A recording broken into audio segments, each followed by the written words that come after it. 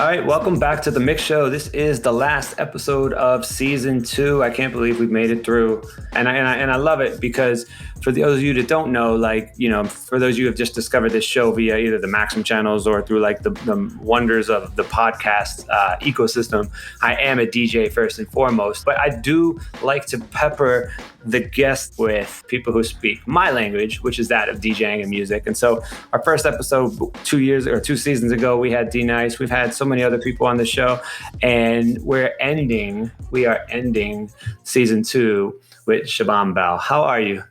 I'm great, thank you. We're happy that, so now I sound like we're going to just talk about nerdy DJ shit the entire time, but we are not.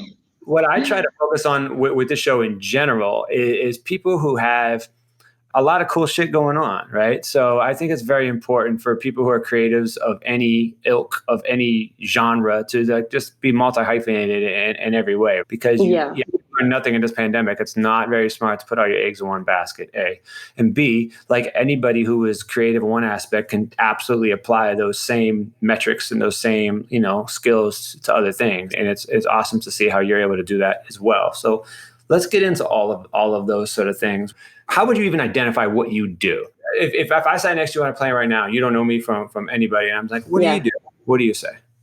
First, I would say I'm a DJ because that's like my first and my, passion. But I do many things: model, businesswoman. What else I like to do? I'm a foodie. Add that into the mix.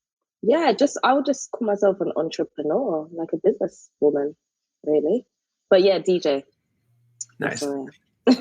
Now, have you noticed, over the last, I've been DJing significantly longer than you, but just because I'm old. But I've noticed, especially over the last 10 years, when I used to tell people on the plane that I was a DJ, people would look at you with a little confusion and disdain. Yeah. And as in the last 5 years, when you tell somebody that you're a DJ, it's like amazing. Sometimes I don't want to tell people because they don't shut the fuck up. They just want to talk and talk. And I'm just like, I got to sleep, bro. It's a red eye. But so, how have you noticed the perception of this career has changed over the last 10 years? Yeah, it's definitely changed. When I first got into it, there wasn't many girls doing it too. So that was kind of like, oh, you're a female DJ. So that was like a talk. That was always like a topic. And now there's there's so many female DJs, which is amazing. It's not unusual to be a female DJ anymore. And yeah, just the creative space has definitely expanded now. So you can kind of say, oh, I'm a designer, I'm a, just opposed to the normal jobs that we're used to hearing. So yeah, someone's really amazed at a DJ. As a DJ who really understands fashion as well, obviously, you're looking at clothes and seeing them from a creative perspective, as well as probably doing the music for a lot of these brands and clients. How do you reconcile when a stylist or a brand really wants you to wear some shit that looks actually like shit? Because you're the one that's getting photographed in it. Yeah, I think because of how I am as well, I kind of make things work.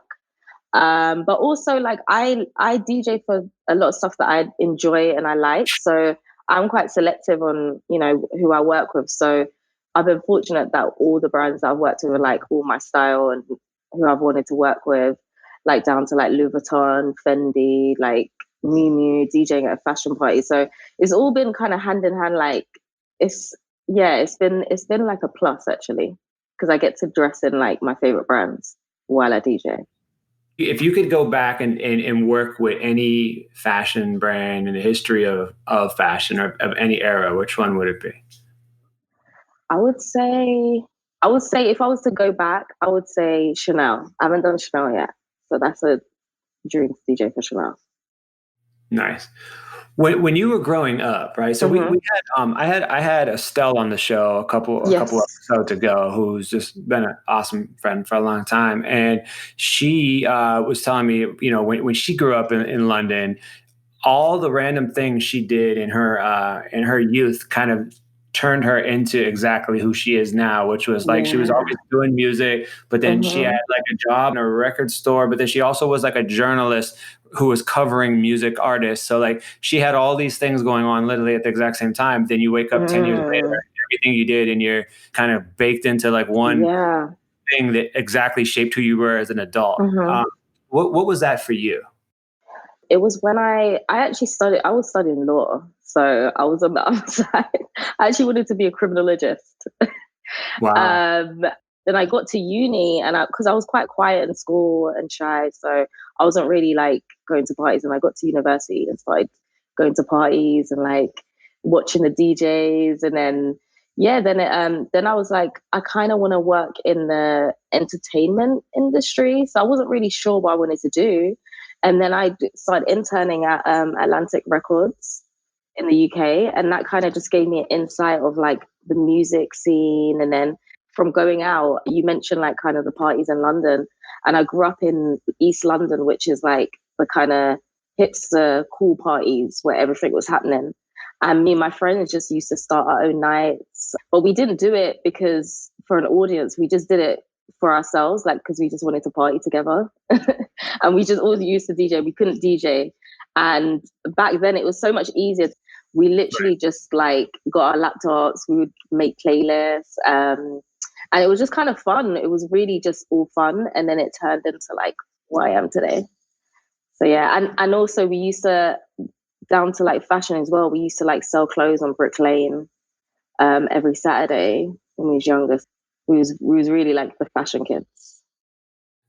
What would you say your first big break was in your career? And as a part B to that question, when it was happening, did you realize that it was actually happening? It was when someone asked me to DJ abroad, and my first kind of gig was in Dubai. And then I was like, wow, I'm actually like flying to go DJ. So I think that's when I started to take it seriously, when I started getting on planes, and I was treated like, get in a car, get picked up from the airport, stayed in a hotel. And I was like, yeah, I want this life. That's amazing. So your first flyaway gig was Yeah. in Dubai. Yeah. I was DJing every Saturday for 6 hours for like a whole year. And I was just doing it because, it was just like somewhere fun to learn to DJ. And like, yeah. And this guy just literally came in and was like, do you want to go to Dubai? And I was like, okay. That's amazing. Where did you play in Dubai? It was because a lot of their clubs are in hotels, so I stayed in the Hilton and I was DJing. It was a really like, it wasn't a glamorous gig. It was like in a bar, but I was living in the Hilton for like 3 weeks. Yeah, so which was really amazing. It's interesting because I love that you said that, and I love the honesty and the because I think a lot of times people look at careers of people in our world, and they think everything is glamorous all of the time because that's Yeah, kind of what we show on social. But I remember the first big gigs I got that were flyway gigs, or that, I mean, they were awesome things. They were like All-Star Weekend and like Super Bowl and all these sort of right. things. But the gigs actually weren't good. Yeah. But when I came home and told people that I got to do them, Mm, people, it was just such an inspiring thing because it made me realize, A, I could do more. It made other people realize, wow, this guy's leaving the city. Maybe I can do it. And it also yeah, kind of made me realize that, like, from a law, I have, like how you said you have a law background. I have a marketing background. I'm like, I could still take the fact that I went to Dubai or Tokyo or whatever, and even if the party wasn't good, I could still right. leverage everything. It's just finding ways to leverage Yeah, opportunity into more opportunity, and it exactly. sounds like that's what you did. Yeah, exactly. That kind of just opened my eyes that I could travel to DJ, and I didn't think of it before. Like I again, like the question you said about like being a DJ wasn't so normal back then. So I didn't really take it seriously, as I was still like trying to figure out, okay, I need to do something with my law degree or like get a real job. And I was able to like, it just made me turn it into a career, that gig. What's been the weirdest thing that's ever happened to you while you're DJing? The different ways to DJ. So like I used to DJ with my laptop. And I remember I was DJing and it was so hot in the club and my laptop just like went out, finished. Wow. So that actually scarred me. So then I learned on USBs because I was like so scared to take my laptop out. But yeah, that's the weirdest thing that's happened. Like, so wait, so you DJ'd on USBs from then on? Yeah. The scene that I was in was very underground, sweat boxes. Right. Like it wasn't, a super club or anything. It was like very like everyone dancing on everyone. So it was just like crazy in those times. So like it would become like a sweat box. And yeah, my laptop would just like cut out. Yeah, I've had that happen more than once, and it's never good. But what I think we should tell the audience is like people don't realize like the level of personalization in craft of what it is that we do, and that like they probably think, well, if there's another DJ, you could just use their laptop, right? Because isn't everything on Spotify? Is the comment I always get from people, and people don't seem to understand that this would be like a doctor walking into an operating room that like has used the same scalpel for 20 years, and then all of a sudden somebody just gives them some like a Swiss Army knife. Yeah, definitely. You moved from London to Los Angeles in the middle of a pandemic. I did. How did you pull that off? It was kind of crazy, but do you know what it was? It was from traveling for so long. I didn't realize I didn't actually have like a place. I didn't really live in London. I didn't live in LA. I didn't live anywhere really. I was just on a plane. So then when I was in London, I was like, this is not where I need to be. And then I just packed up my whole house and then just moved. I did have to quarantine somewhere for like a couple for the 14 days, and I was safe. And then and I just came here. Can't really explain it. God was with me. Yeah. How has LA been for you during this downtime? How have you found ways to reinvent yourself or, embellish on some of the other things you were working on while live music is taking a hit? I feel like it's been a great move. What I do find in LA is like people have a lot of studios and like are more home based or like just a lot more creative here. So I was kind of able to like still meet people and artists that are like recording. Everyone's like album mode right now, recording. I feel like it's been good just to be in that environment. Let's put, you said studio. Let's put your A&R hat on for a second. Mm-hmm. If you could put together a track with any producer you love, but of course you could be co-producing the track, and any 3 artists you love, of any genre, what's the song you're putting together? I would definitely have to choose my favorite. Well, I have 2 favorite producers, but Timbaland. Okay.